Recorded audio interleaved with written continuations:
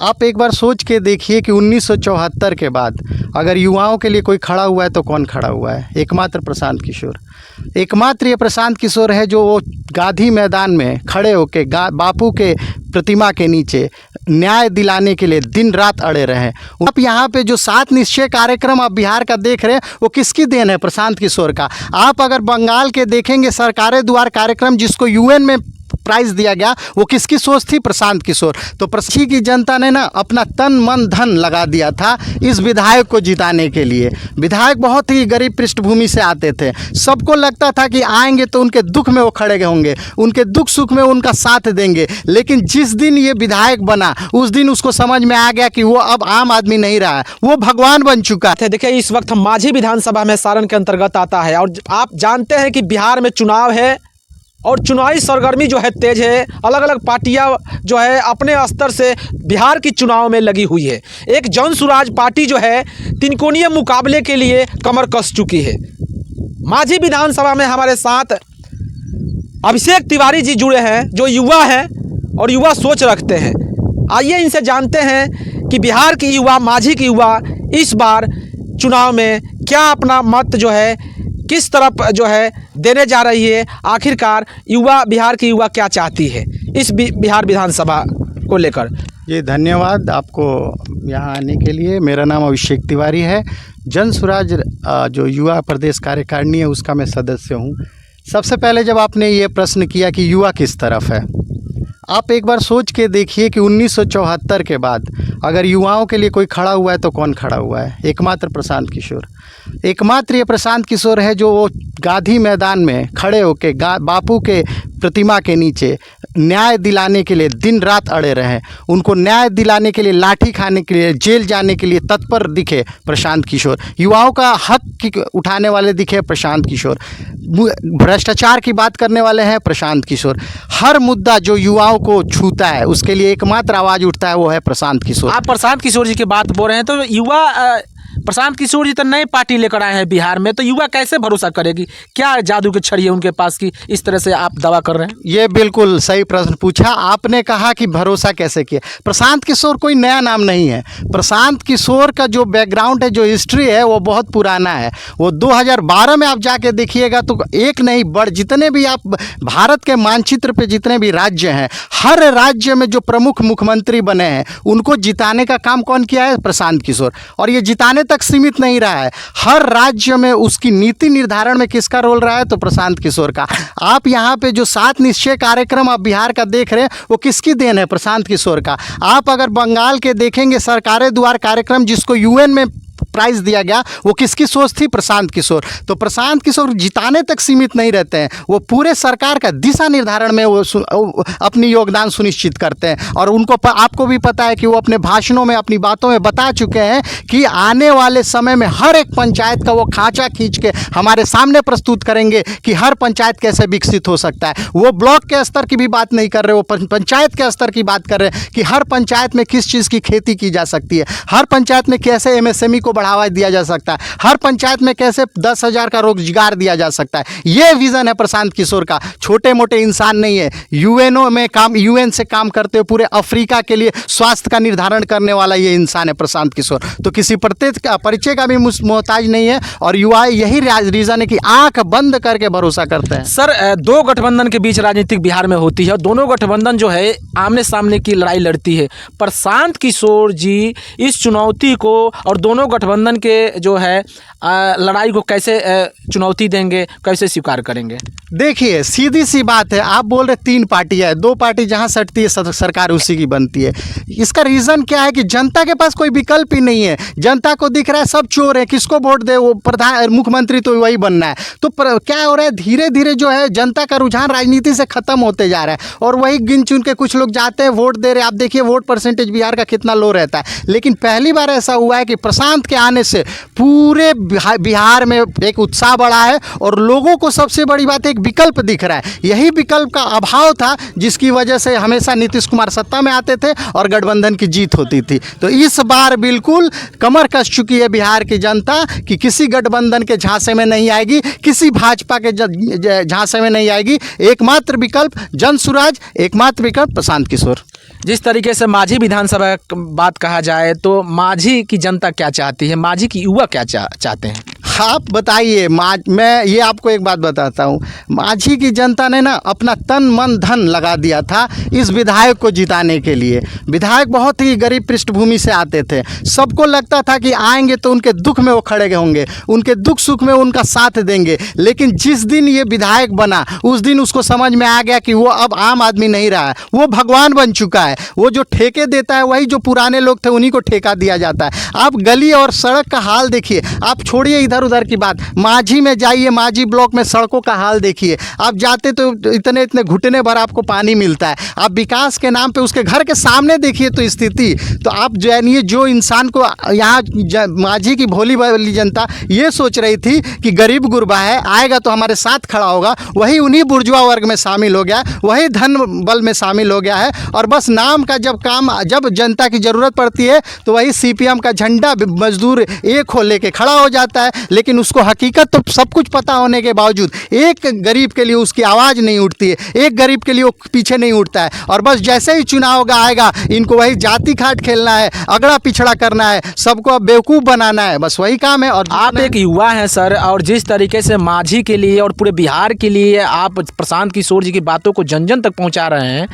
क्या लग रहा है माझी की जनता के मन में ये सवाल है कि क्या प्रशांत किशोर जी युवा पर भरोसा करेंगे? प्रशांत किशोर को युवा पे पूर्ण भरोसा है।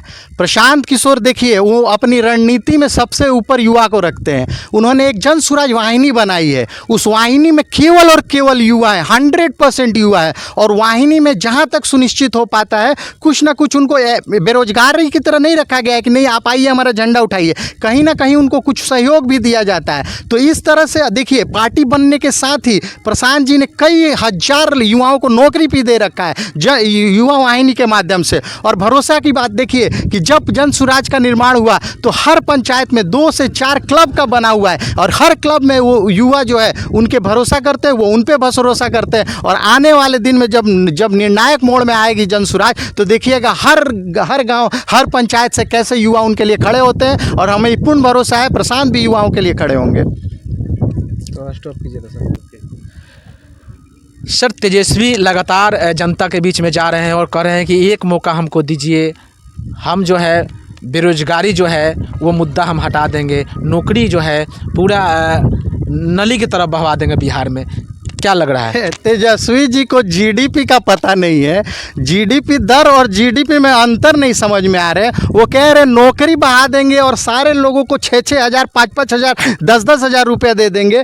कोई तेजस्वी जी से जाके ये पूछे कि बिहार की जीडीपी कितनी है, उनको ये नहीं पता है। 2.5 लाख के आसपास जो जीडीपी है, अगर वो जिस हिसाब से महिलाओं को पैसा देने की बात कर रहे हैं, एक फंड नहीं बचेगा तो बाकी काम आप कहाँ से कीजिएगा? 2020 के चुनाव में तो तेजस्वी जी बोले थे ना कि 10 लाख नौकरी देंगे। जी जी तो नीतीश जी बोले थे कि बाप ही से नौकरियां मिला ना, इस तरह से दावा किया जा रहा है, तो उसी तरह देंगे वो। आप अगर गिनती बता दीजिए, अगर 2 लाख लोगों को नौकरी, एक तो पेंडिंग जो है ये जो नौकरियां दिया जा रहा है जो टीचर्स का, वो सारी पेंडिंग जॉब है।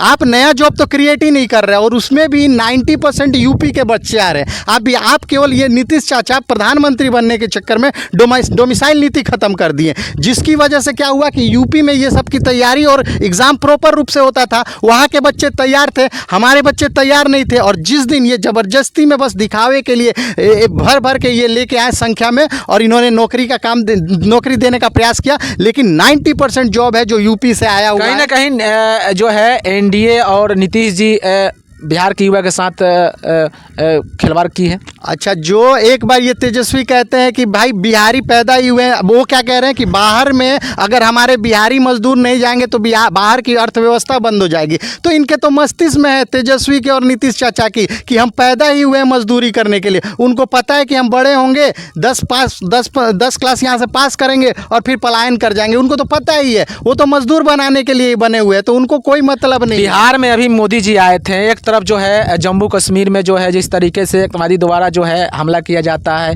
इसको कैसे आप लोग देखते हैं? क्या जिस तरीके से कहीं ना कहीं भारत सरकार की चूक हुई थी, इस तरह से घटना हुआ? देखिए, सबसे पहले तो मैं श्रद्धांजलि मैं व्यक्त करना चाहूँगा जो भी हमारे जो टूरिस्ट थे, जो इस तरह से जिनका मतलब बर्बरतापूर्ण जिनकी हत्या की गई है, इसके लिए मुझे बहुत खेद है और उनके परिवार के साथ सारा भारत खड़ा हुआ है।